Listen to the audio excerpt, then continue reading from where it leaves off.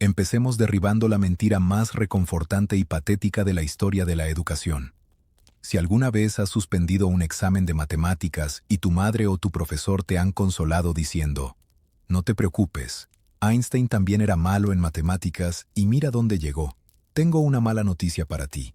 Te han mentido a la cara. Albert Einstein nunca fue un mal estudiante. Jamás suspendió matemáticas. De hecho, a los 12 años, mientras otros niños jugaban a las canicas o aprendían a atarse los zapatos, el pequeño Albert ya estaba devorando libros de geometría euclidiana y aprendiendo cálculo diferencial por puro placer vicioso. El mito de que era tonto o lento no es más que una leyenda urbana inventada por los mediocres para sentirse mejor consigo mismos, o quizás una confusión histórica derivada de que, en el sistema de calificación suizo de la época, un 6 era la nota máxima y un 1 la mínima, justo al revés que en Alemania. Pero si Einstein no era tonto, ¿por qué todos pensaban que tenía un problema mental? La verdad es que su comienzo en la vida fue terrorífico. Cuando nació en Ulm, Alemania, el 14 de marzo de 1879, su cabeza tenía una forma tan extraña y angular, tan deforme por el canal de parto, que su madre, Pauline, pensó horrorizada que había dado a luz a un monstruo o a un niño con hidrocefalia. El médico la tranquilizó diciendo que el cráneo se redondearía con el tiempo. Y así fue, pero el miedo se quedó. Luego vino el silencio. Albert no habló hasta los 3 o 4 años. Y cuando por fin empezó a hablar, tenía una manía inquietante. Repetía cada frase en su cabeza, moviendo los labios en silencio, probando las palabras como si fueran comida, antes de pronunciarlas en voz alta. La criada de la familia lo apodó cruelmente Der Depperte, el tonto, el retrasado. Sus padres temían que nunca fuera normal. Lo que nadie entendía es que ese retraso en el habla fue su superpoder secreto. Al no usar palabras para pensar, Einstein aprendió a pensar en imágenes, en visualizaciones espaciales complejas. Mientras otros niños pensaban, la pelota cae, Albert veía la geometría invisible de la gravedad empujando la esfera. A los 5 años ocurrió el milagro que encendió la mecha. Su padre, Hermann, le regaló una brújula de bolsillo mientras estaba enfermo en la cama. El niño miró esa aguja magnética temblando hacia el norte, atrapada por una mano fantasma que nadie podía ver ni tocar, y sintió un escalofrío que le duraría toda la vida. Entendió que detrás de la realidad aburrida que vemos, hay fuerzas ocultas, leyes invisibles que mueven el universo. Pero entonces chocó contra el muro, la escuela. El joven Einstein no odiaba aprender, odiaba la autoridad estúpida. Fue enviado al Luitpold Gymnasium de Múnich, una escuela que funcionaba más como un cuartel militar prusiano que como un centro educativo. Los profesores eran sargentos frustrados que exigían memorización, obediencia ciega y postura firme. Si hacías una pregunta de ¿por qué?, te castigaban. Para un genio rebelde que cuestionaba la naturaleza del tiempo y el espacio, aquello era una tortura china. Einstein se volvió insolente, sarcástico y arrogante. Se sentaba en la última fila con una sonrisa de desprecio, negándose a memorizar fechas históricas o conjugaciones griegas inútiles. Un profesor de griego, harto de su actitud, le dijo a la cara una frase profética. Einstein, nunca llegarás a nada en la vida. Tu sola presencia en mi clase socava el respeto que me deben los demás alumnos. Albert le tomó la palabra. A los 15 años hizo algo inaudito para la época. Abandonó. Consiguió un certificado médico falso alegando agotamiento nervioso. La primera de muchas mentiras útiles en su vida. Y huyó de la escuela y de Alemania para reunirse con sus padres en Italia, renunciando a su ciudadanía alemana para evitar el servicio militar. Así que no, Einstein no era tonto. Era un desertor escolar, un inadaptado social y un apátrida voluntario que prefería vagabundear por los Alpes italianos pensando en rayos de luz que marchar al paso de la oca en una escuela de Múnich. El sistema educativo intentó aplastarlo, y él respondió con el dedo medio bien alto. Pero su arrogancia adolescente estaba a punto de recibir una dosis de humildad cuando intentara entrar en la Universidad Politécnica más dura de Europa. Imagina al genio más grande del siglo XX a los 23 años. ¿Lo ves dando clases magistrales en una universidad prestigiosa rodeado de alumnos que beben sus palabras? Borra esa imagen. En 1902, Albert Einstein era un fracasado absoluto. Un inempleable que vivía al borde de la indigencia, con los zapatos agujereados y el orgullo herido. Se había graduado en el Politécnico de Zúrich, sí, pero lo había hecho por los pelos y haciéndose enemigos poderosos por el camino. Su profesor de física, Heinrich Weber, un hombre clásico y rígido, lo odiaba con pasión.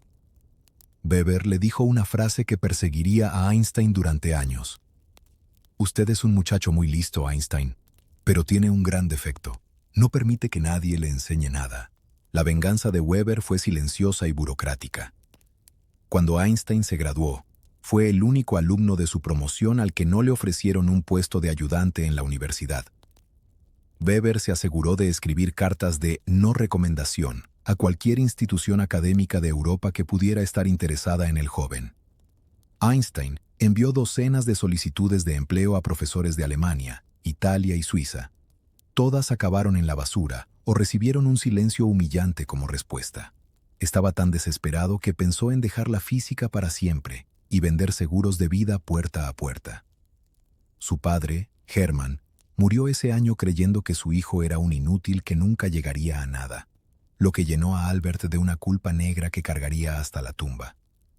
El salvavidas no llegó por su talento, sino por enchufe.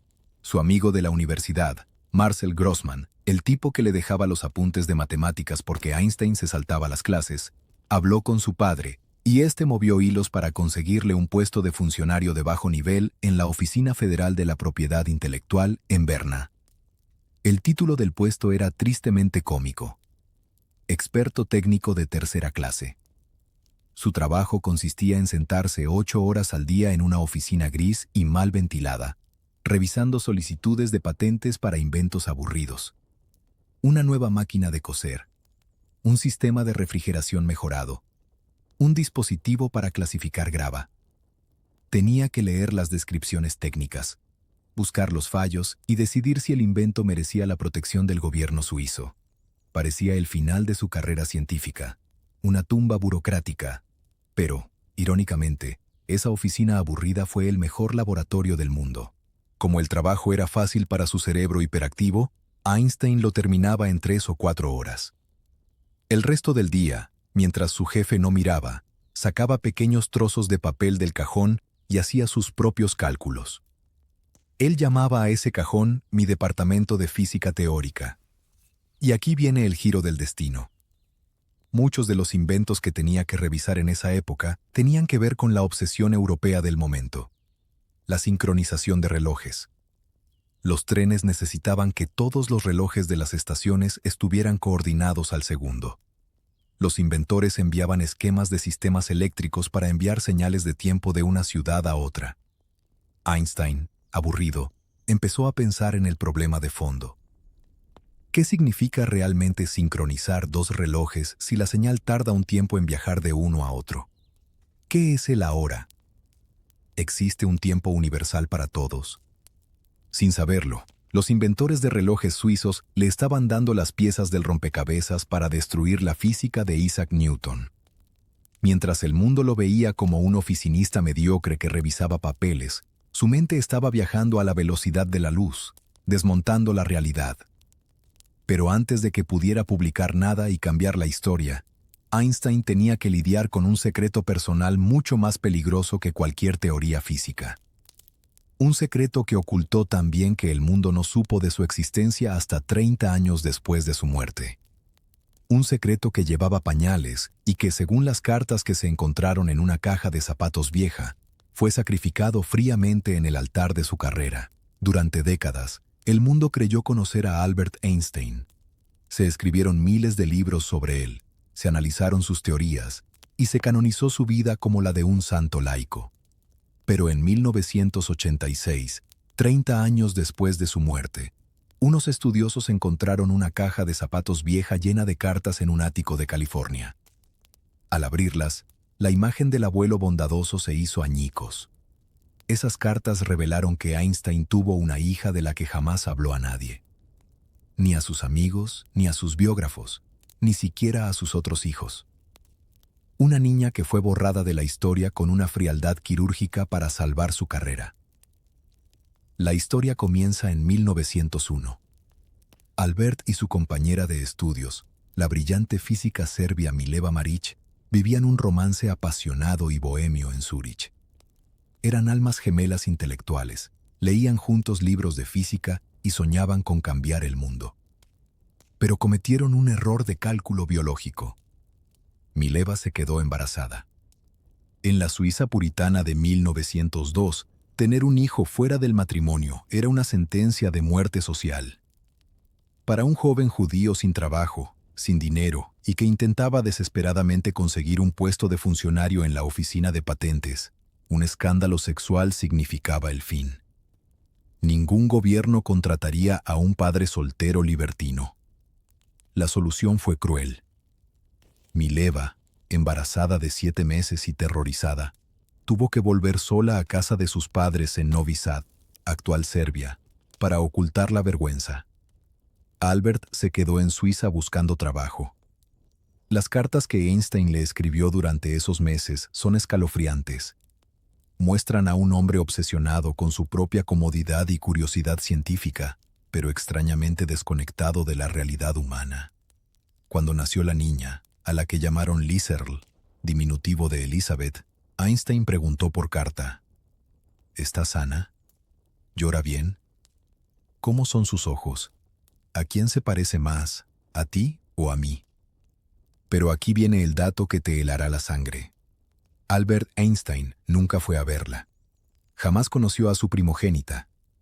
Mientras Mileva luchaba sola en Serbia con una recién nacida, Einstein estaba en Berna empezando su nuevo trabajo en la oficina de patentes, disfrutando de su sueldo y de su soltería oficial. En 1903, cuando la situación se estabilizó y Albert finalmente consiguió el trabajo fijo, Mileva regresó a Suiza para casarse con él. Pero volvió sola. Liesl se quedó atrás. ¿Qué pasó con la niña? Las cartas se vuelven oscuras y crípticas. Sabemos que Liesl contrajo la escarlatina, una enfermedad mortal en esa época, alrededor de los 2 años. En una de las últimas cartas, Einstein pregunta por la salud de la niña, pero el tono sugiere que ya se ha tomado una decisión final. Hay 2 teorías, y ambas son trágicas. La primera es que Liesl murió de la infección y fue enterrada en una tumba sin nombre en Serbia. La segunda, apoyada por algunos historiadores, es que sobrevivió pero quedó con secuelas mentales o físicas, y fue dada en adopción forzosa a una amiga de Mileva, borrando cualquier rastro de su origen Einstein para siempre. Lo que es imperdonable es el silencio. Albert y Mileva se casaron en Berna en enero de 1903. Tuvieron 2 hijos más, Hans Albert y Eduard, que sí fueron reconocidos y criados por la pareja. Pero el nombre de Liesl nunca se volvió a mencionar en esa casa. Fue un secreto de estado conyugal. Einstein enterró el recuerdo de su hija para poder ser el respetable funcionario que el mundo necesitaba. Liesl fue el sacrificio humano en el altar de la relatividad. Si Einstein hubiera reconocido a esa niña, probablemente habría perdido su empleo en la oficina de patentes. No habría tenido tiempo libre para pensar, y el año 1905 nunca habría existido. El universo que conocemos hoy se construyó sobre el abandono de una niña enferma en los Balcanes. Pero Liesl no fue la única víctima femenina de Einstein. Su madre, Mileva, estaba a punto de descubrir que casarse con un genio significaba convertirse en su sirvienta. Durante décadas, la historia oficial nos contó que Mileva Marić fue simplemente la primera esposa de Einstein, una mujer serbia un poco coja y depresiva que le preparaba la cena mientras el genio pensaba en el universo. Esa es la mentira machista más grande de la historia de la ciencia, porque Mileva Marić no era una ama de casa, sino una física brillante. En 1896, Mileva era la única mujer que había logrado entrar en la sección de física y matemáticas del Politécnico de Zúrich. Era una pionera absoluta que superó los mismos exámenes de entrada brutales que Einstein, quien, recordemos, tuvo que intentarlo 2 veces. De hecho, en muchas asignaturas de matemáticas aplicadas, sus notas eran superiores a las de Albert. Durante sus años de noviazgo, no se escribían poemas de amor cursis, sino ecuaciones. En las cartas que se conservan de esa época, Einstein habla constantemente en plural y escribe frases reveladoras donde menciona lo feliz y orgulloso que estará cuando hayan llevado juntos su trabajo sobre el movimiento relativo a una conclusión victoriosa. Fíjate bien que dice nuestro trabajo, no mi trabajo. Muchos historiadores y físicos, como Evan Harris Walker, sostienen la teoría de que Mileva fue el cerebro matemático detrás de la relatividad especial. Einstein tenía las intuiciones físicas geniales, las ideas visuales de trenes y rayos de luz, pero era Mileva quien tenía la disciplina y el conocimiento matemático riguroso para traducir esos sueños en fórmulas exactas. Sin embargo, cuando se publicaron los famosos artículos de 1905, solo aparecía un nombre: Albert Einstein. Quizás esto ocurrió porque en esa época un artículo firmado por una mujer habría sido rechazado automáticamente por la comunidad científica alemana. O tal vez porque, como funcionario público suizo, Einstein no podía admitir que su esposa trabajaba con él. O quizás, y esto es lo más doloroso, porque Albert simplemente decidió quedarse con todo el crédito. La tragedia de Mileva no fue solo el robo intelectual, sino la destrucción doméstica. Después de casarse y perder a Liesel, Mileva se vio atrapada en la trampa de la maternidad tradicional, teniendo 2 hijos más, Hans Albert y Edward, mientras Einstein se iba a la oficina o al laboratorio a ser un genio, y ella se quedaba en casa fregando platos y viendo cómo su propia mente brillante se oxidaba. La frustración la volvió amarga y triste, y Einstein, que odiaba las emociones complejas, respondió con una crueldad sociópata. En 1914, cuando su matrimonio estaba roto pero seguían viviendo juntos en Berlín por las apariencias, Einstein redactó un contrato de convivencia que no era una broma, sino una lista de reglas humillantes que Mileva tenía que firmar si quería seguir viviendo bajo su techo. En ese documento infame, Einstein le exigía que se encargara de mantener su ropa y la cama siempre limpias y en orden, que le sirviera 3 comidas al día en su habitación para no tener que verla en el comedor, y que renunciara a cualquier tipo de relación personal o intimidad con él. Además, le prohibía sentarse junto a él en casa y le ordenaba que dejara de hablarle instantáneamente si él lo pedía, o que saliera de su habitación sin protestar ante la menor orden. Mileva firmó y aceptó ser tratada peor que una criada, despojada de toda dignidad humana y de todo afecto, solo para mantener un techo sobre sus hijos enfermos. Einstein cumplió su parte del contrato ignorándola, comiendo su comida y usando su ropa limpia para irse a ver a su prima Elsa, con la que ya estaba teniendo una aventura.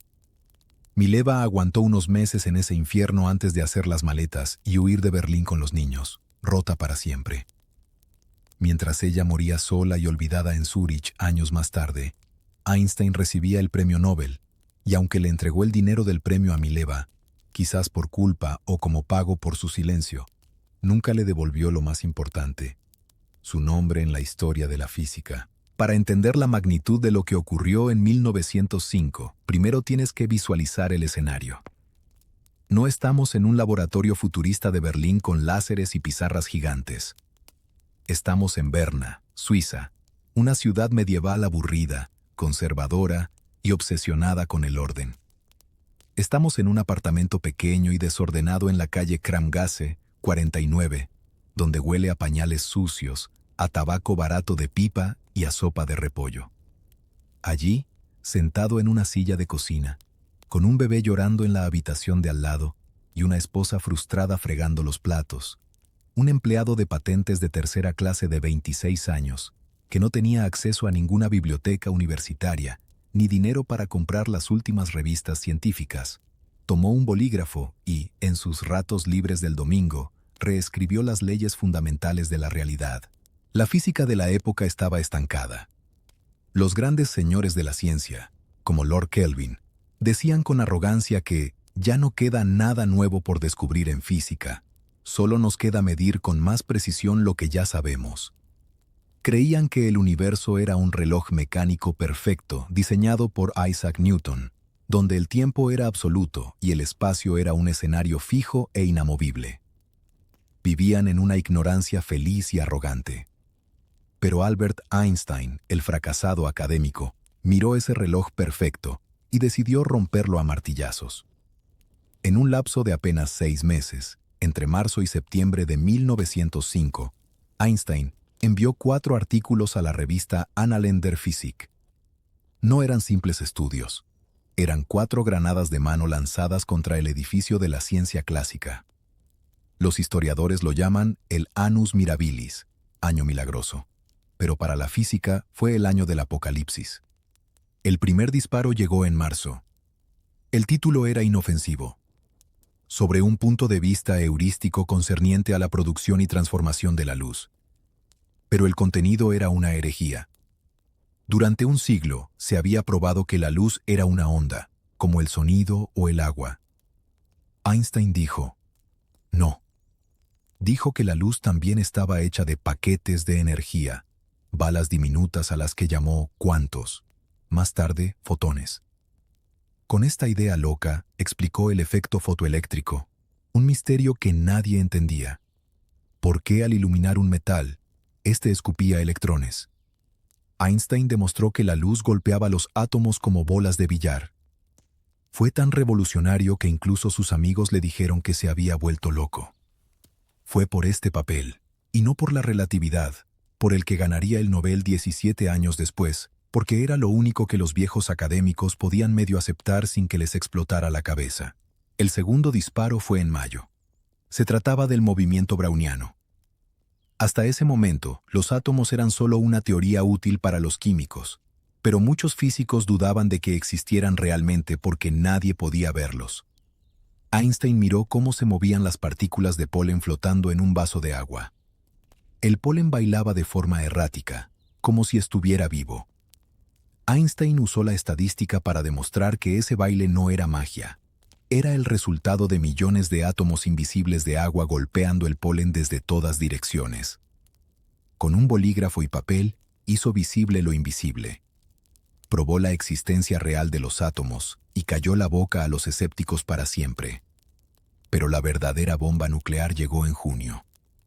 El tercer artículo, sobre la electrodinámica de los cuerpos en movimiento. Aquí es donde nació la relatividad especial. Einstein se atrevió a hacer la pregunta que ningún adulto sensato hacía. ¿Qué pasaría si persiguiera un rayo de luz hasta alcanzarlo? Según Newton, si corres a la velocidad de la luz junto a un rayo, deberías verlo congelado a tu lado. Pero las ecuaciones de Maxwell decían que la luz siempre se mueve a la misma velocidad. No importa lo rápido que tú corras. Era una contradicción imposible. O Newton estaba equivocado, o Maxwell estaba equivocado. Einstein, con la arrogancia de quien no tiene nada que perder, decidió que Newton, el dios de la física, estaba equivocado. Postuló algo aterrador. La velocidad de la luz es constante. Es el límite de velocidad del universo. Y si la luz es constante, entonces todo lo demás, el tiempo y el espacio, debe ser flexible. Imagina lo que eso significa. Significa que el tiempo no es un tic-tac universal que suena igual para todos. Significa que mi ahora no es tu ahora. Significa que si tú viajas muy rápido en un tren, tu tiempo se ralentiza comparado con el mío que estoy quieto en el andén. Significa que el espacio se contrae. Einstein destruyó el éter, esa sustancia invisible que los científicos creían que llenaba el espacio, y nos dejó flotando en un universo relativo, donde la única verdad absoluta es la luz. Fue el fin de la intuición humana. Y como si eso no fuera suficiente para destruir la realidad, en septiembre envió una postdata de 3 páginas. Una pequeña nota a pie de página matemática que contenía la ecuación más famosa y peligrosa de la historia. E igual a mc2. Einstein se dio cuenta de que, si la masa aumenta con la velocidad, como decía su teoría, entonces la masa y la energía no son cosas diferentes. Son la misma cosa en diferentes estados. La masa es energía congelada. la energía es masa liberada. Y como la C, la velocidad de la luz al cuadrado, es un número gigantesco, la ecuación decía algo terrorífico. Una cantidad diminuta de materia contiene una cantidad inimaginable de energía. En ese papel de 3 páginas, escrito en una cocina de Berna mientras su hijo Hans Albert lloraba de fondo, estaba escondido el secreto del funcionamiento de las estrellas y el secreto de la bomba atómica que arrasaría Hiroshima 40 años después. Lo más triste de esta historia es lo que pasó después de enviar los artículos. Einstein esperaba una reacción. Esperaba críticas, gritos, debates, insultos, algo. Pero no pasó nada. El silencio fue total. Las revistas publicaron sus trabajos y el mundo siguió girando. Nadie le escribió. Nadie lo llamó. Los grandes profesores de Berlín ignoraron a ese señor nadie de la oficina de patentes. Einstein cayó en una depresión profunda, pensando que había fracasado, que sus ideas eran demasiado estúpidas o demasiado complejas para que a alguien le importaran. Tuvo que esperar meses hasta que recibió una sola carta. Pero no era una carta cualquiera. Venía de Berlín. La firmaba Max Planck, el físico más importante de Europa en ese momento. Planck no le decía que estaba loco. Le decía, explíqueme más. Esa sola carta fue la chispa. El fracasado había sido descubierto. Pero la fama que estaba a punto de caerle encima traería consigo un nuevo tipo de problemas. La envidia, el odio antisemita y la destrucción final de su vida privada. Porque ahora que Einstein había conquistado el tiempo, tenía que enfrentarse a algo que no podía controlar con ecuaciones: las mujeres y la fama. Hasta 1905, el tiempo era un dictador benévolo. Isaac Newton nos había convencido de que el universo tenía un reloj maestro, invisible y divino, que hacía tic-tac al mismo ritmo para todos. Un segundo en la Tierra era un segundo en Júpiter. Un minuto para un rey era un minuto para un mendigo. El tiempo era el escenario fijo e inmutable donde ocurría la vida. Pero Albert Einstein, el oficinista rebelde, miró ese reloj divino y dijo: «Es mentira». En su teoría de la relatividad especial, Einstein cometió un asesinato filosófico. Mató al ahora. Descubrió que el tiempo no es una constante universal, sino una experiencia personal y elástica. El tiempo es como un río que fluye a diferentes velocidades dependiendo de cómo te muevas. Para explicar esta locura a un mundo que no quería creerle, los físicos, empezando por Paul Langevin, inspirado en Einstein, idearon la historia de terror más famosa de la ciencia: la paradoja de los gemelos. Imagina a 2 gemelos idénticos, a los que llamaremos Castor y Pollux. Ambos tienen 20 años y relojes atómicos perfectamente sincronizados. Castor se queda en la Tierra, viviendo su vida aburrida. Pollux, el aventurero, se sube a una nave espacial capaz de viajar al 99% de la velocidad de la luz y se marcha a una estrella lejana. Según el sentido común de Newton, cuando Pollux vuelva, ambos deberían tener la misma edad. Han pasado los mismos años, ¿verdad? Einstein dice, no. Cuando Pollux regresa de su viaje estelar, baja de la nave. Para él, en su reloj de pulsera y en sus células biológicas, han pasado solo un par de años. Sigue siendo un joven de 22, con la piel tersa y el pelo negro. Pero cuando busca a su hermano Castor para abrazarlo, se encuentra con un anciano decrépito de 80 años, o quizás con una lápida en el cementerio. ¿Qué ha pasado? ¿Es magia? No. Es física pura y dura. Al viajar a velocidades cercanas a la luz, el tiempo para Pollux se ha ralentizado, el espacio se ha contraído. Mientras él vivía un ahora lento y estirado, en la Tierra el tiempo corría desbocado como un caballo salvaje. Pollux ha viajado, literalmente, al futuro de la Tierra. Esta idea fue un shock traumático para la humanidad. Einstein nos dijo que la realidad es subjetiva, que tu tiempo y mi tiempo no son iguales si nos movemos a velocidades diferentes. Nos robó la certeza de compartir un mismo momento en la historia. En 1905, esto sonaba a delirio de un loco. Los filósofos se burlaron. Los científicos dijeron que era metafísica barata. Pero hoy sabemos que es la verdad absoluta. Cada vez que usas el GPS de tu teléfono para encontrar una pizzería, estás usando la relatividad.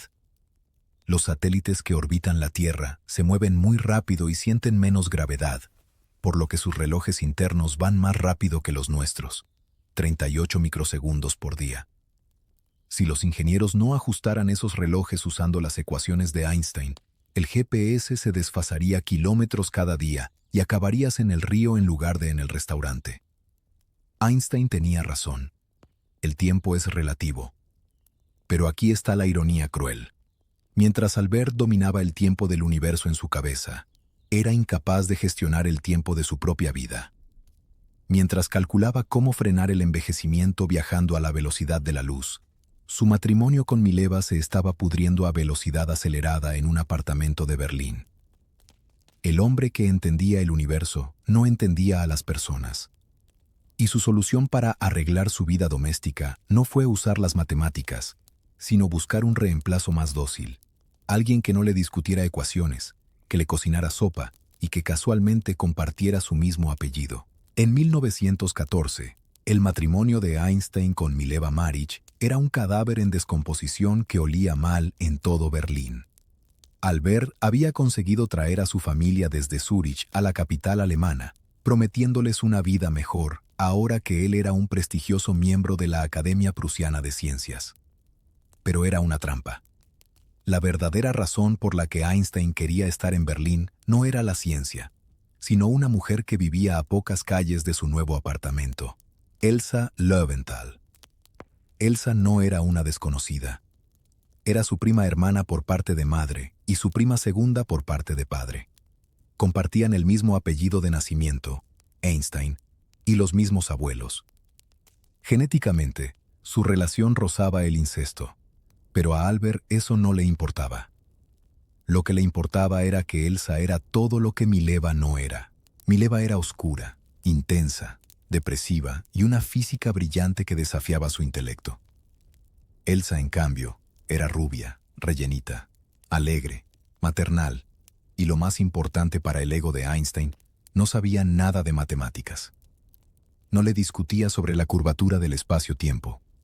Su única ambición en la vida era cuidar de su Albertle, pequeño Albert, cocinarle platos ricos con mucha grasa y asegurarse de que siempre tuviera camisas limpias.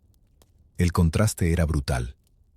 Einstein, agotado de las discusiones intelectuales y emocionales con su esposa serbia, buscaba desesperadamente una madre sustituta, una enfermera con derechos que le permitiera volver a ser un niño mimado. Y Elsa encajaba en el papel a la perfección. La ruptura final llegó pocos meses después de la mudanza a Berlín. Tras imponerle a Mileva ese infame contrato de convivencia, que la reducía a una criada silenciosa, la situación se volvió insostenible. Mileva, con el corazón roto y la dignidad pisoteada, hizo las maletas en julio de 1914 y se llevó a los niños, Hans Albert y Edward, de vuelta a Zúrich. Einstein la acompañó a la estación de tren. Según los testigos, lloró en el andén mientras el tren se alejaba. Pero sus lágrimas no eran de tristeza por perder a su esposa, sino de alivio culpable y quizás de miedo por perder el contacto con sus hijos. Esa misma noche, cenó en casa de Elsa. La cama estaba caliente y la sopa servida. Sin embargo, la vida de soltero geográfico en Berlín casi lo mata.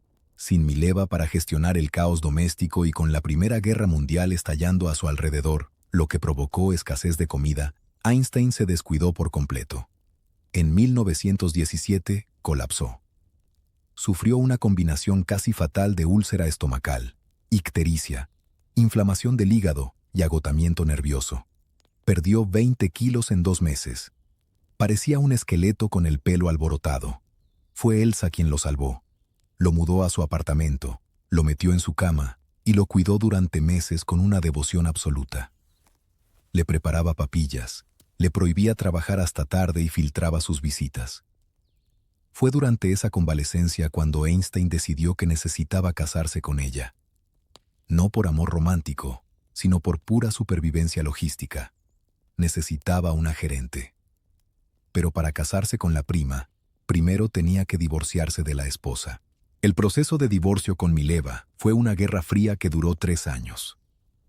Mileva se negaba a concederle el divorcio, usando a los niños como moneda de cambio y amenazando con revelar sus secretos oscuros, quizás la existencia de Husserl o su autoría en la relatividad.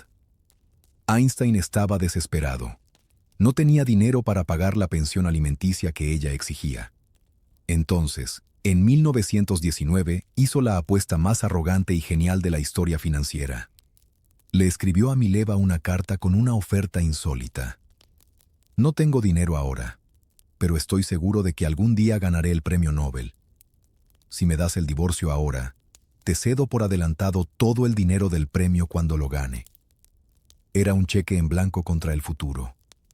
Einstein estaba tan seguro de su propia genialidad que apostó su futuro patrimonio a cambio de su libertad presente.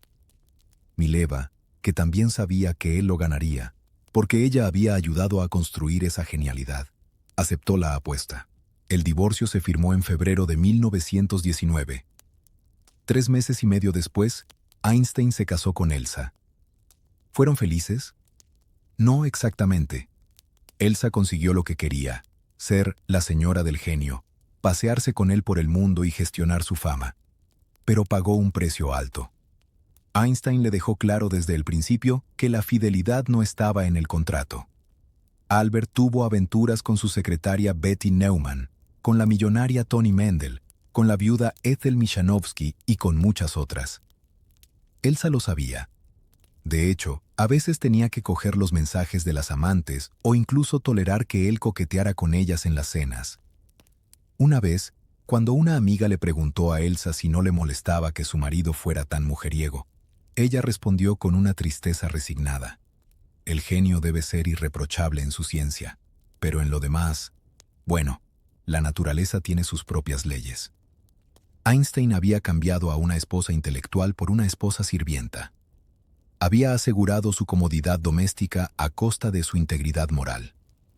Pero justo cuando pensaba que su vida privada estaba resuelta, el universo decidió ponerlo a prueba.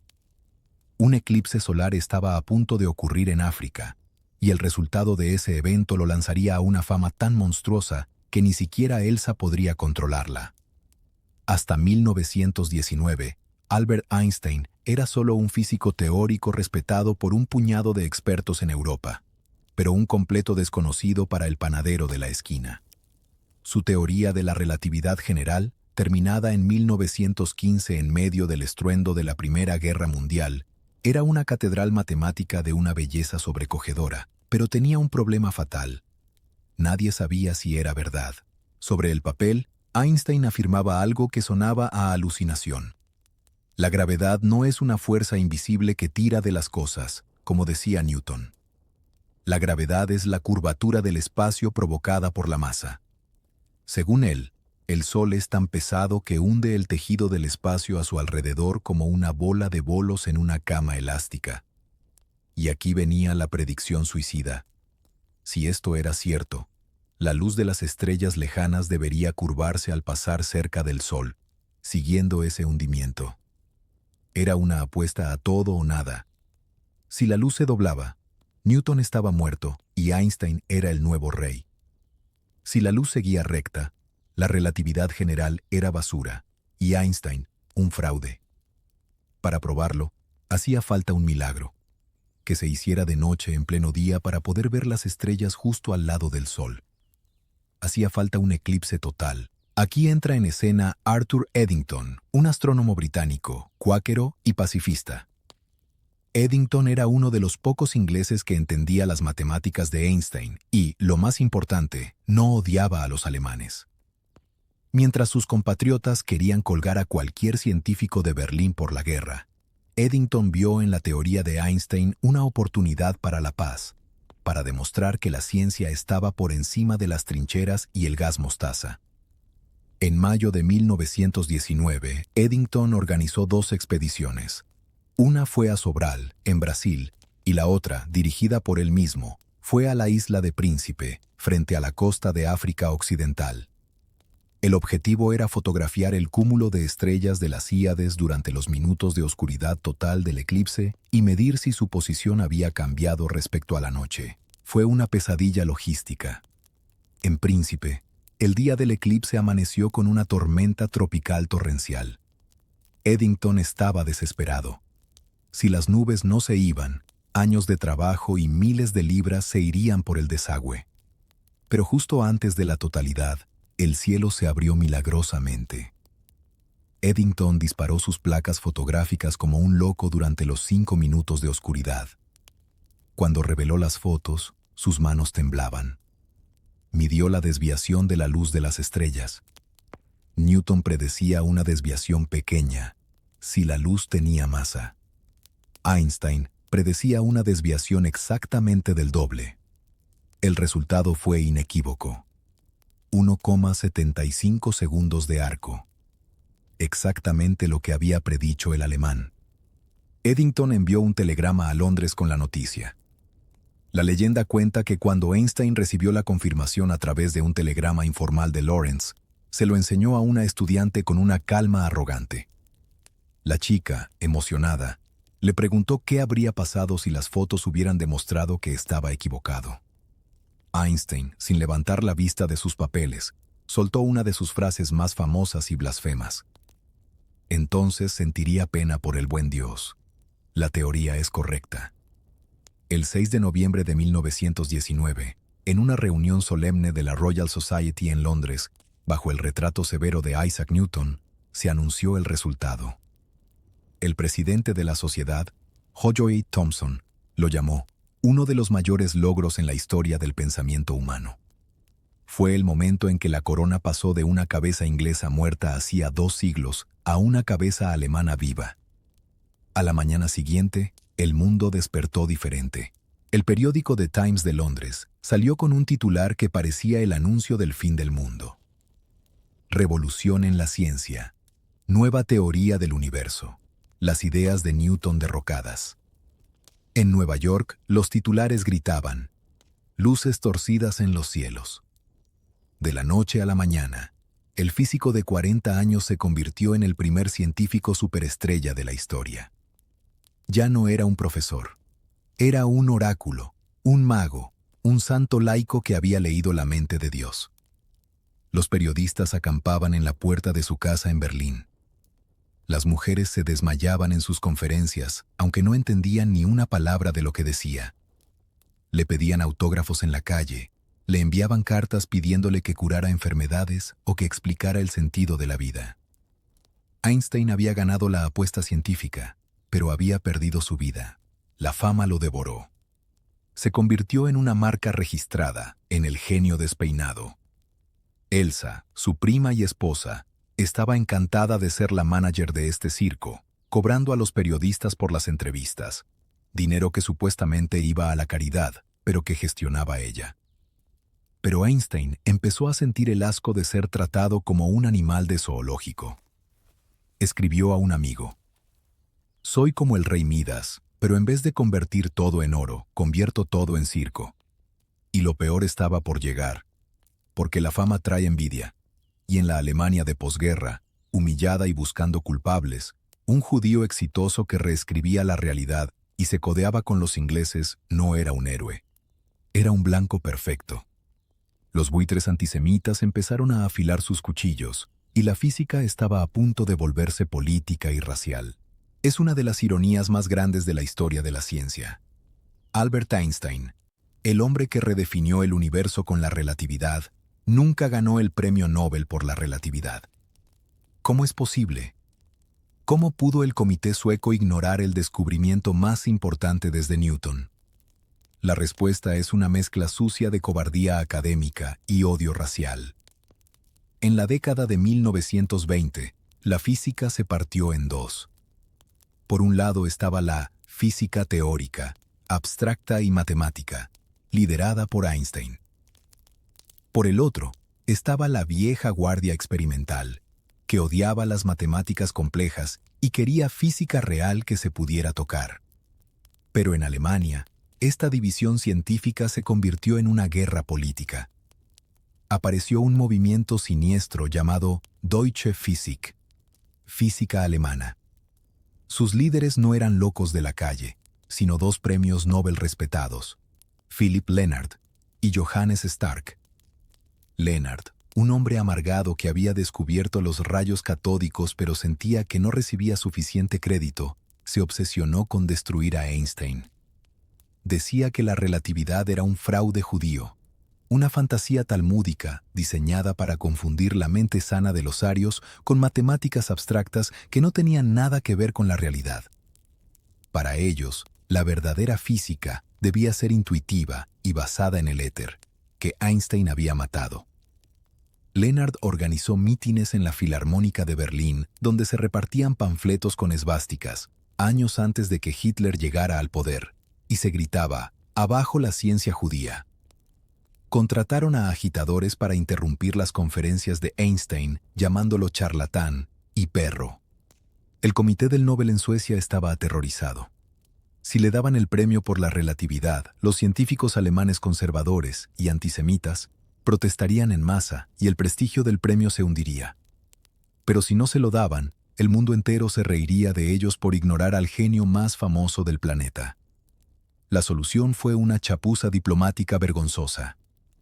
En 1922, decidieron darle el Premio Nobel de Física de 1921, con un año de retraso, a Albert Einstein. Pero no por la relatividad. La mención oficial decía explícitamente, por sus servicios a la física teórica, y especialmente por su descubrimiento de la ley del efecto fotoeléctrico. Era un insulto calculado. Le daban el premio por un trabajo de 1905. Importante sí, pero menor comparado con la relatividad. Y añadían una nota a pie de página diciendo que el premio se otorgaba sin tener en cuenta el valor que se le dará a sus teorías de la relatividad y la gravitación una vez que sean confirmadas en el futuro. Es decir, toma el dinero y cállate, pero no validamos tu teoría loca del espacio-tiempo. Einstein ni siquiera fue a recogerlo.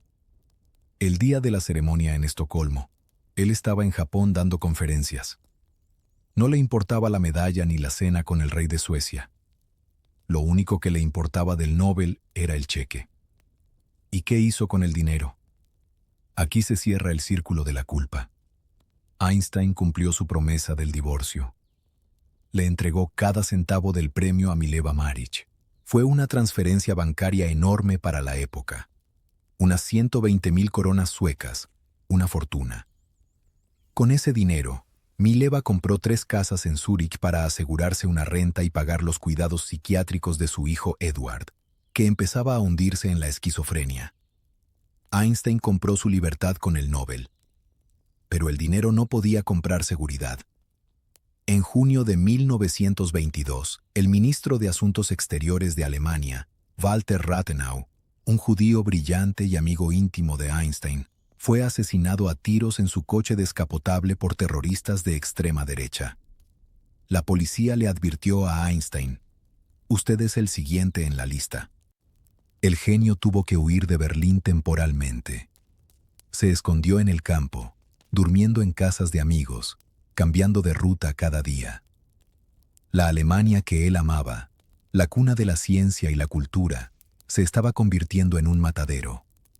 Y mientras los nazis afilaban los cuchillos en las calles, Einstein estaba a punto de cometer el mayor error científico de su vida: pelearse con la realidad misma, porque no le gustaba cómo Dios jugaba a los dados. Es el destino cruel de todo revolucionario. Si vives lo suficiente, terminas convirtiéndote en el conservador que bloquea el progreso. Albert Einstein, el joven rebelde que destruyó la física de Newton en 1905, se pasó la segunda mitad de su vida intentando destruir la física de la siguiente generación. Se convirtió en un dinosaurio científico, un obstáculo terco que se negaba a aceptar la realidad porque no le gustaba estéticamente. La ironía es sangrante. Einstein fue uno de los padres fundadores de la mecánica cuántica. Su trabajo sobre el efecto fotoeléctrico demostró que la luz está hecha de partículas, cuantos. Pero cuando físicos más jóvenes como Werner Heisenberg y Niels Bohr llevaron esa idea al límite, Einstein se horrorizó. La nueva física decía algo inaceptable para él. El universo es puro azar. Heisenberg formuló el principio de incertidumbre, que dice que no puedes saber dónde está una partícula y a qué velocidad se mueve al mismo tiempo. Bohr fue más allá y dijo que las partículas no tienen propiedades definidas hasta que las mides. Antes de eso, son solo una nube de probabilidades. Un gato puede estar vivo y muerto a la vez hasta que abres la caja. Para Einstein, que creía en un universo ordenado, predecible y elegante, como un reloj suizo divino, esto era una blasfemia. Si esto es verdad, entonces la realidad no existe, gritaba en los pasillos. La batalla final tuvo lugar en Bruselas, en el famoso Congreso Solvay de 1927. Fue el encuentro de cerebros más denso de la historia. Durante el día, Niels Bohr presentaba la nueva teoría cuántica. Durante el desayuno, Einstein intentaba destrozarla con experimentos mentales diabólicos diseñados para probar que el azar no existía. Bohr, sudando la gota gorda, se pasaba el día resolviendo los acertijos de Einstein y por la noche le demostraba que estaba equivocado. Fue en una de estas cenas tensas donde Einstein soltó su frase más famosa y malinterpretada. Dios no juega a los dados con el universo. No hablaba de religión. Hablaba de determinismo. Se negaba a aceptar que un electrón pudiera elegir al azar dónde ir. Tenía que haber una causa oculta, una regla secreta que no habíamos encontrado todavía. Niels Bohr, harto de la arrogancia de Einstein, le contestó con una frase lapidaria que lo dejó callado. Einstein, deja de decirle a Dios lo que tiene que hacer. Pero Einstein no se rindió. En 1935 lanzó su último ataque. La paradoja EPR. Einstein-Podolsky-Rosen. Intentó demostrar que la mecánica cuántica permitía algo imposible. La acción fantasmal a distancia. Si dos partículas están entrelazadas y separas una de la otra al otro lado del universo, al medir una, la otra cambia instantáneamente, más rápido que la luz. Einstein dijo, eso es magia, no física. Por lo tanto, la teoría está incompleta. Murió creyendo que tenía razón, que la mecánica cuántica era un error temporal. Se equivocaba. Décadas después de su muerte, los experimentos de John Bell y Alain Aspect demostraron que la acción fantasmal es real. El entrelazamiento cuántico existe. De hecho, es la base de los futuros ordenadores cuánticos. Dios sí juega a los dados, y además los tira donde no podemos verlos. Einstein pasó sus últimos 30 años persiguiendo una teoría del campo unificado que uniera la gravedad y el electromagnetismo, ignorando la física nuclear que estaban haciendo. Mientras sus colegas descubrían nuevas partículas y fuerzas, él llenaba pizarras con ecuaciones que no llevaban a ninguna parte, aislado en Princeton, convertido en una reliquia viviente que los jóvenes físicos visitaban por respeto, pero no por ciencia. Fue el final triste de un gigante, atrapado en un laberinto matemático que él mismo había construido para huir del caos del mundo real. El 30 de enero de 1933, Adolf Hitler fue nombrado canciller de Alemania. Albert Einstein estaba de visita en California, disfrutando del sol y de la fama. Cuando leyó la noticia en los periódicos americanos, supo inmediatamente que nunca volvería a casa. Para los nazis, Einstein no era solo un científico judío, era el diablo encarnado. Representaba todo lo que odiaban. Era pacifista, internacionalista, intelectual y, sobre todo, su física era relativa, algo que chocaba con la visión absolutista y aria del mundo. Joseph Goebbels, el ministro de propaganda, lo puso en el centro de la diana. La persecución comenzó con una brutalidad absurda. En febrero, las SA, las tropas de asalto nazis, allanaron su amada casa de verano en Kaput, cerca de Berlín. Buscaban armas de una supuesta conspiración comunista judía. ¿Qué encontraron? Un cuchillo de cortar pan en la cocina. Los nazis, sin ningún sentido del ridículo, lo catalogaron en el informe policial como arma letal oculta. Pero no se detuvieron ahí. Confiscaron su cuenta bancaria, robaron sus muebles y se llevaron su posesión más preciada, su velero, el Tumbler. Einstein amaba ese barco. Era el único lugar donde sentía paz. Los nazis lo subastaron como propiedad de un traidor al Reich. Luego vino la amenaza de muerte explícita. Una revista alemana pro-nazi publicó una lista de enemigos del Estado con fotos de caras famosas. Bajo la foto de Einstein aparecía una frase que helaba la sangre. Aún no ha sido ahorcado. Se dice que pusieron un precio a su cabeza. $5.000, una fortuna en aquella época, para quien lo matara. Una mujer alemana incluso escribió al periódico diciendo que era un deber patriótico asesinar al judío que había envenenado la ciencia alemana. El 10 de mayo de 1933, la barbarie cultural alcanzó su clímax. En la Opernplatz de Berlín, los estudiantes nazis organizaron una quema de libros. Arrojaron al fuego 20.000 volúmenes de autores antialemanes. Mientras las llamas consumían las obras de Freud, Marx y Kafka, también ardían los trabajos de Einstein sobre la relatividad. Goebbels gritó por el micrófono. El alma del pueblo alemán puede expresarse de nuevo. Las llamas iluminan el final de la vieja era intelectual. Einstein, desde el exilio, respondió con una tristeza infinita. Donde se queman libros, se termina quemando personas. Una paráfrasis de Heine que se volvió profecía. Albert se convirtió en un refugiado de lujo, pero un refugiado al fin y al cabo. Pasó unos meses aterrorizado en Bélgica, viviendo en una villa en la costa bajo la protección personal del rey Alberto I.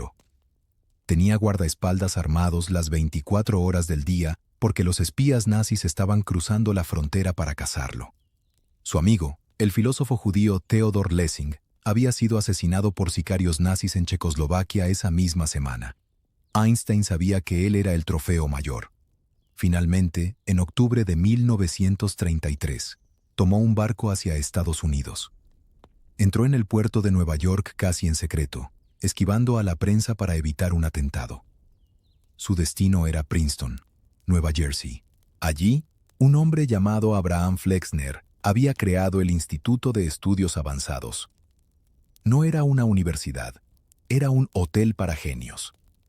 Le ofrecieron a Einstein un sueldo astronómico, una casa y, lo mejor de todo, ninguna obligación. No tenía que dar clases. No tenía que aguantar a alumnos tontos. Solo tenía que sentarse y pensar. Einstein aceptó, pero puso una condición extraña. Quería ayudar a otros.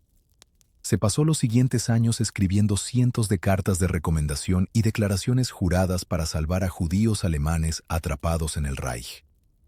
Pagó de su propio bolsillo las fianzas de entrada para docenas de científicos, músicos y amigos. Convirtió su fama en un pasaporte para salvar vidas. Nunca volvió a pisar suelo europeo. Murió en América 22 años después. Pero el dolor de la traición alemana nunca se curó. Cuando después de la Segunda Guerra Mundial, el gobierno alemán de posguerra intentó reconciliarse con él y le ofrecieron ser miembro honorario de sus nuevas instituciones científicas, Einstein los rechazó con una carta de una frialdad glacial.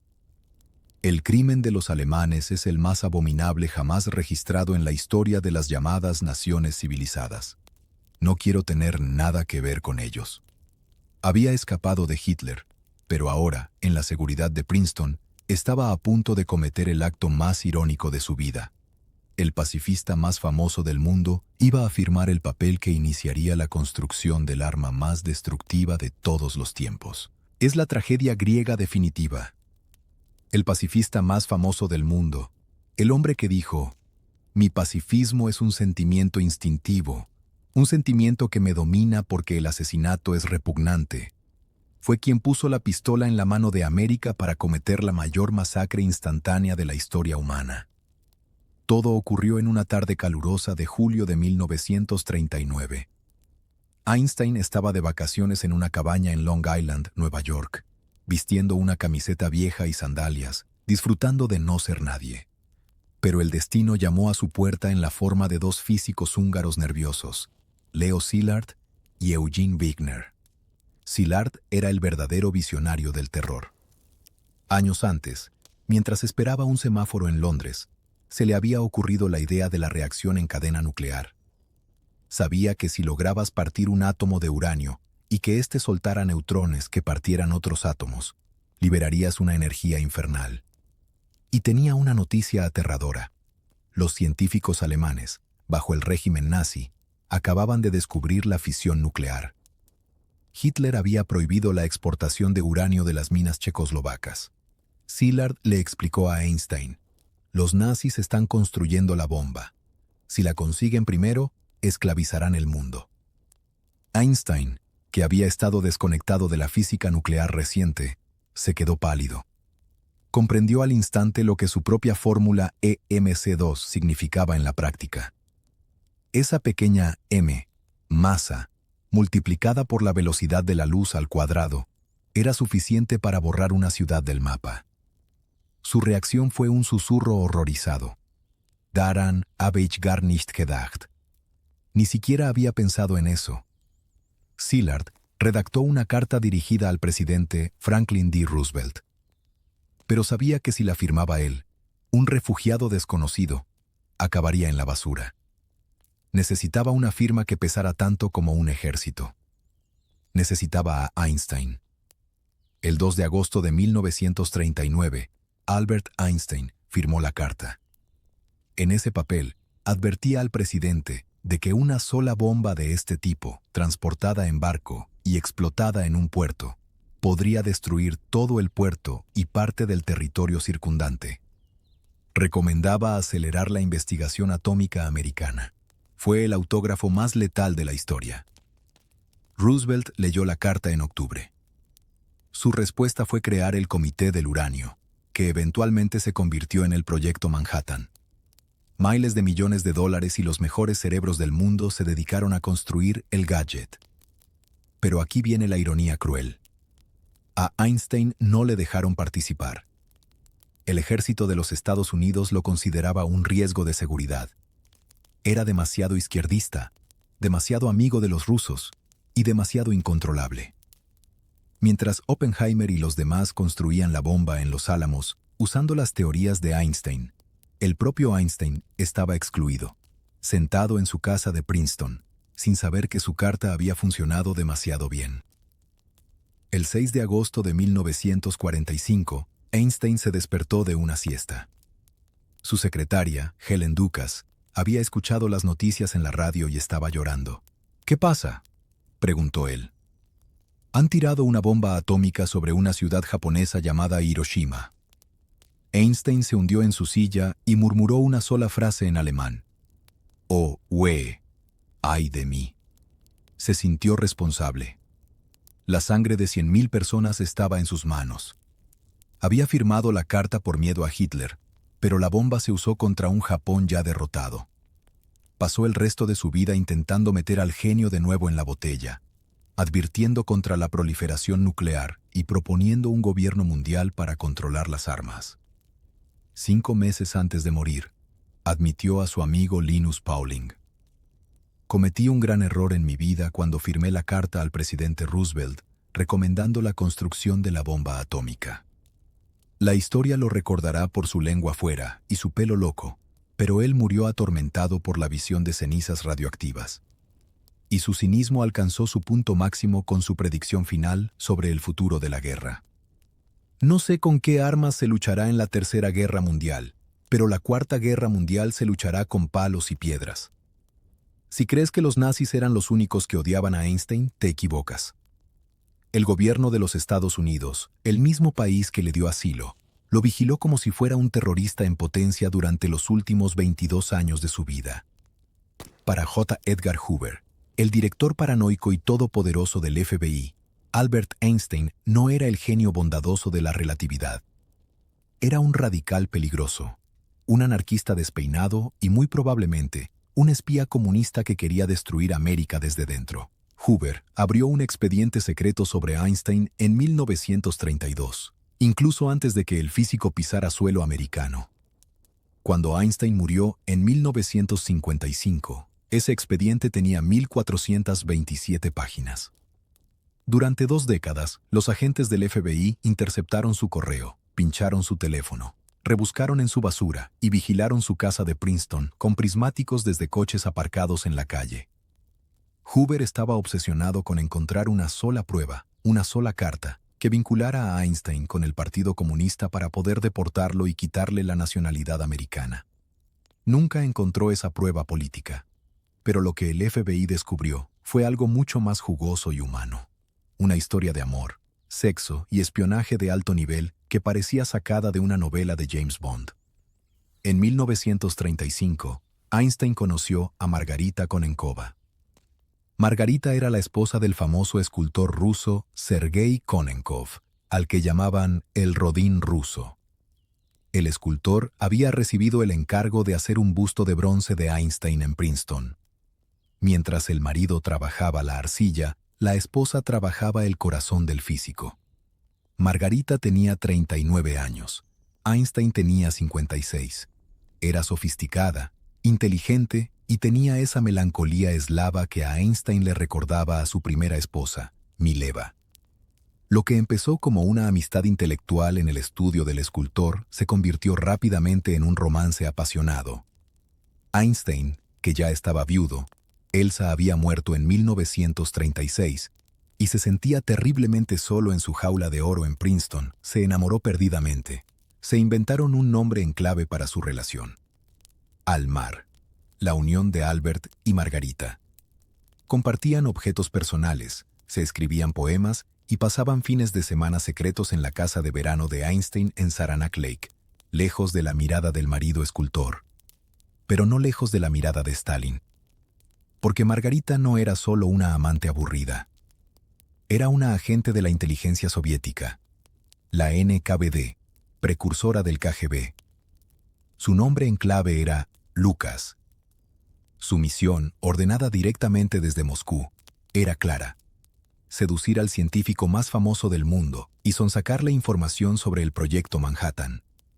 Los rusos sabían que los americanos estaban construyendo la bomba atómica y estaban desesperados por conseguir los planos. Margarita tenía que usar la cama de Einstein para llegar a la bomba. La ironía cruel de esta historia es que la espía fracasó por culpa de la propia paranoia americana. Como el ejército de Estados Unidos no se fiaba de Einstein, gracias a Hoover, le habían prohibido el acceso a los detalles técnicos del proyecto Manhattan. Einstein sabía que se estaba construyendo la bomba, pero no sabía cómo. No tenía planos, no tenía fórmulas de enriquecimiento de uranio, no tenía fechas. Así que Margarita se encontró en la extraña situación de estar acostándose con el padre intelectual de la bomba, pero sin poder obtener ningún secreto útil de él. Sin embargo, las cartas que se subastaron en los años 90 sugieren algo fascinante. Einstein probablemente sabía que ella era una espía, o al menos lo sospechaba, y no le importó. En una carta desgarradora escrita en 1945, poco antes de que Margarita tuviera que volver a la Unión Soviética, Einstein le dice: «Todo aquí me recuerda a ti.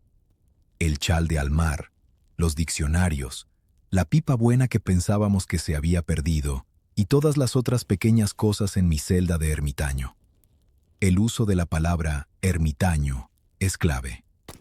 Einstein estaba tan desesperado por conexión humana, tan harto de ser un icono y tan necesitado de afecto real, que prefirió compartir su intimidad con una espía que estar solo.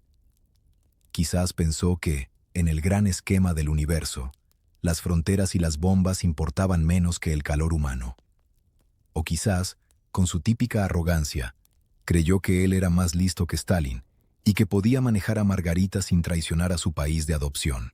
Margarita regresó a Moscú en 1945. El FBI la dejó ir, probablemente porque no tenían pruebas sólidas de espionaje en ese momento, o quizás para seguirla y ver con quién se reunía. En Rusia, ella vivió el resto de su vida protegida por el Estado, pero triste. Einstein le siguió escribiendo cartas llenas de nostalgia hasta el final de sus días, cartas que el KGB leía antes que ella. J. Edgar Hoover se murió sin poder deportar a Einstein. El físico se convirtió en ciudadano americano en 1940. Pasó el examen de ciudadanía, donde, según la leyenda, corrigió al juez sobre un punto de la Constitución. Y siguió viviendo en Princeton, molestando al FBI con su pacifismo y su socialismo hasta el día de su muerte. Pero su corazón se quedó un poco roto, dividido entre la física, la fama y una espía rusa que lo amó por orden del Estado. En noviembre de 1952, ocurrió uno de los momentos más surrealistas de la política internacional. El Estado de Israel, que apenas tenía 4 años de vida, se quedó huérfano. Su primer presidente, el químico Chaim Weizmann, murió. El joven país necesitaba urgentemente una figura que le diera legitimidad y prestigio ante el mundo. Y el primer ministro, David Ben-Gurión, tuvo una idea tan audaz como peligrosa: ofrecerle el trono al judío más famoso de la historia. Imagina los titulares: Albert Einstein, presidente de Israel. No era una broma. El embajador de Israel en Washington, Abba Eban, recibió la orden de enviar una carta oficial a Princeton con la oferta. La propuesta era clara. Einstein tendría que mudarse a Jerusalén, pero podría seguir haciendo su trabajo científico. El gobierno pondría a su disposición todos los medios para que siguiera pensando en el universo mientras firmaba leyes y recibía a embajadores. Pero aquí está la verdad sucia detrás de la oferta. Ben-Gurión estaba aterrorizado de que Einstein dijera que sí. En privado, el primer ministro le confesó a su asistente: «Dime qué hacemos si acepta. Si dice que sí, estamos en un lío tremendo». ¿Por qué? Porque Ben-Gurión sabía que Einstein era incontrolable. Era un pacifista radical que odiaba el nacionalismo. El sarampión de la humanidad, lo llamaba. Era un socialista que criticaba el capitalismo americano. Y sobre todo, era un hombre que decía lo que pensaba sin filtros diplomáticos. Imagina al presidente Einstein criticando públicamente al ejército israelí o peleándose con Estados Unidos por la Guerra Fría. Habría sido una pesadilla de relaciones públicas. Afortunadamente para Israel y para la úlcera de Ben-Gurión, Einstein era más listo que los políticos. Cuando recibió la carta el 18 de noviembre, el teléfono de su casa en Mercer Street empezó a sonar. Einstein no esperó ni un minuto para decidir. Rechazó la oferta inmediatamente, y lo hizo con una brutal honestidad sobre sus propias limitaciones que pocos líderes mundiales tienen. Su respuesta oficial es una obra maestra de autoconocimiento y humildad triste. Estoy profundamente conmovido por la oferta de nuestro Estado de Israel, y a la vez triste y avergonzado por no poder aceptarla. Toda mi vida he tratado con asuntos objetivos. Por lo tanto, carezco tanto de aptitud natural como de experiencia para tratar con personas y para desempeñar funciones oficiales. Ahí estaba la clave. El hombre que había descifrado la gravedad, la luz y el tiempo, admitía que el ser humano era un misterio demasiado complejo para él. «Sé un poco sobre la naturaleza, pero casi nada sobre los hombres», le dijo a un amigo.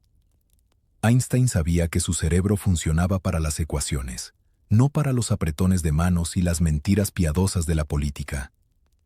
Sabía que si aceptaba, terminaría siendo una marioneta triste o un desastre diplomático. Además, su cuerpo ya le estaba fallando. Tenía 73 años. Su salud se estaba desmoronando. Su corazón, agrandado por años de trabajo sedentario y estrés, era una bomba de relojería. Su aorta abdominal, la arteria principal que baja del corazón al estómago, tenía un aneurisma, una dilatación como un globo a punto de estallar, del tamaño de un pomelo. Los médicos le habían dicho que podía morir en cualquier momento. Einstein eligió quedarse en su casa de madera en Princeton, rodeado de sus papeles desordenados y su violín, esperando a la muerte en sus propios términos. Rechazó el poder absoluto para mantener su libertad intelectual, pero la muerte no tardaría en llegar. Y cuando llegara, Einstein tendría que enfrentarse a una última traición póstuma. Él había dejado instrucciones estrictas para que nadie convirtiera su cadáver en un santuario. Quería ser incinerado y que sus cenizas fueran esparcidas en secreto para que los locos no peregrinaran a su tumba. Lo que no sabía es que el médico que le haría la autopsia tenía un plan diferente. Un plan que implicaba una sierra, un frasco de formol y el robo más macabro de la historia de la ciencia. La madrugada del 18 de abril de 1955, el corazón de Albert Einstein explotó. Literalmente. El aneurisma de la aorta abdominal que llevaba años creciendo como un globo dentro de su vientre, finalmente se rompió. Fue trasladado de urgencia al hospital de Princeton, pero cuando los cirujanos le ofrecieron operarlo para intentar salvarle la vida, Einstein los miró con una calma que daba miedo y se negó. Sus últimas palabras coherentes fueron una lección de dignidad ante la muerte. Quiero irme cuando yo quiera. Es de mal gusto prolongar la vida artificialmente. He hecho mi parte, es hora de irse, y lo haré con elegancia. Murió poco después, a la 1:15 de la mañana, murmurando unas frases en alemán que la enfermera de turno no pudo entender porque no hablaba el idioma. El secreto de sus últimos pensamientos se perdió para siempre. Einstein había dejado instrucciones precisas y estrictas en su testamento. No quería funerales, no quería tumbas, no quería monumentos. Quería ser incinerado esa misma tarde y que sus cenizas fueran esparcidas en un lugar secreto del río Delaware, para evitar que los fanáticos convirtieran sus restos en una reliquia sagrada. Quería desaparecer. Pero en la morgue del hospital, un patólogo llamado Thomas Harvey tenía otros planes. Harvey no era un experto en cerebros. Era un médico forense de guardia que simplemente tenía que certificar la causa de la muerte. Pero cuando se encontró a solas con el cadáver del hombre más inteligente de la historia, la tentación fue demasiado fuerte. Harvey cogió una sierra, abrió el cráneo de Einstein, cortó los nervios y extrajo el cerebro. Lo pesó, 1.230 gramos, curiosamente menos que el promedio de un hombre adulto, y lo metió en un frasco con formol. Luego, cosió el cuerpo y lo mandó al crematorio. Cuando la familia de Einstein descubrió que el cuerpo había sido incinerado, pero que la cabeza estaba vacía, estalló la furia. Hans Albert, el hijo mayor, confrontó a Harvey. El patólogo, acorralado, prometió solemnemente que el robo era en nombre de la ciencia y que estudiaría el cerebro para descubrir el secreto de la genialidad de su padre, publicando los resultados solo en revistas científicas serias. A regañadientes, y con el daño ya hecho, Hans Albert dio un permiso retroactivo. Fue una mentira piadosa. Harvey no tenía ni la capacidad ni los recursos para estudiar ese cerebro. Poco después, fue despedido del hospital de Princeton por negarse a entregar el órgano. Lo que siguió fue una road movie macabra que duró 40 años. Harvey se llevó el cerebro a su casa. Lo cortó en 240 bloques del tamaño de un terrón de azúcar y creó miles de láminas microscópicas. Pero el resto del cerebro, los trozos grandes, los guardó en 2 frascos de vidrio llenos de alcohol y celoidina. Durante décadas, el cerebro de Einstein viajó en el maletero del coche de Harvey mientras éste se mudaba por todo Estados Unidos, perdiendo trabajos y matrimonios. En un momento dado, los frascos terminaron escondidos dentro de una caja de cartón de sidra debajo de una nevera portátil en la casa de un amigo. Imagina la escena. El órgano que concibió la relatividad, que imaginó la curvatura del espacio-tiempo y la energía de las estrellas, terminó flotando en un líquido turbio dentro de un Tupperware glorificado, olvidado en un sótano de Kansas. De vez en cuando, Harvey enviaba pequeños trozos por correo a científicos que se los pedían, como si fueran cromos coleccionables. En los años 80, un periodista japonés obsesionado, Kenji Sugimoto, rastreó a Harvey hasta su casa. El patólogo, que ya era un anciano excéntrico, sacó los frascos de la cocina, cortó un trozo del tronco encefálico de Einstein en una tabla de cortar queso y se lo regaló al japonés como souvenir. ¿Sirvió de algo este robo? Científicamente, los resultados fueron decepcionantes. Años después, estudios modernos mostraron que el cerebro de Einstein tenía algunas rarezas. Le faltaba una parte llamada opérculo parietal, lo que hacía que su lóbulo parietal inferior, encargado del razonamiento matemático y espacial, fuera un 15% más ancho de lo normal. También tenía más células gliales, las que alimentan a las neuronas, que la media. Pero la verdad es que la estructura biológica no explica al genio. Millones de personas tienen cerebros parecidos y no reescriben la física. Thomas Harvey murió en 2007. Antes de morir, devolvió los restos del cerebro al hospital de Princeton, el mismo lugar donde los había robado medio siglo antes. Hoy, lo que queda de Albert Einstein descansa en el Museo Mütter de Filadelfia, donde puedes ver láminas de su materia gris expuestas al público, justo lo que él nunca quiso. Einstein pasó su vida intentando entender la mente de Dios y terminó siendo un trofeo de caza en la estantería de un hombre mediocre. La lección final de su vida no es una ecuación, sino una advertencia. Puedes ser el dueño del universo, pero al final, todos somos carne para los buitres.